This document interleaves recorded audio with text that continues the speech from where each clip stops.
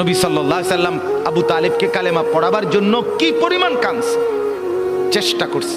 শেষ মুহূর্তে বলছে, চাচা চাচা কালেমাটা পড়েন না চাচা। বলছে না, মানুষের কাছে বেইজ্জতি হব, পড়বো না, মানুষ লজ্জা দিবে।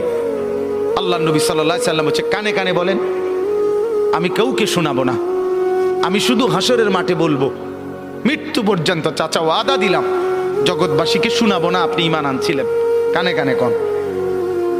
আবু তালেব বলছে না, কানে কানেও বলবো। এবার নবী বলে চোখের পানি ফেলতে ফেলতে, চাচা এমনও কইতেন না তো, ঠিক আছে চাচা আমি কালেমাটা পড়ি, আপনি শুধু ঠোঁটটা নাড়েন, আপনি শুধু ঠোঁটটা নাড়বেন, আমি হাসরের দিন বলবো মাওলা আমার চাচা কালেমা পড়ছিল এজন্য ঠোঁট নাড়ছে, এর সুযোগ দেন। চাচা বলছে না না না, আমি ঠোঁটও নাড়বো না। আল্লাহ নবী তখন অঝরে কাঁদতেছিলেন আর চোখের পানি ফেলে বললেন, চাচা আপনি জাহান্নামের আগুনে জ্বলবেন, আমি সইব কেমন? আবু তালেব নাফরমান তখন কি বলছে জানেন? আন্নারু খায়রুম মিনাল আর।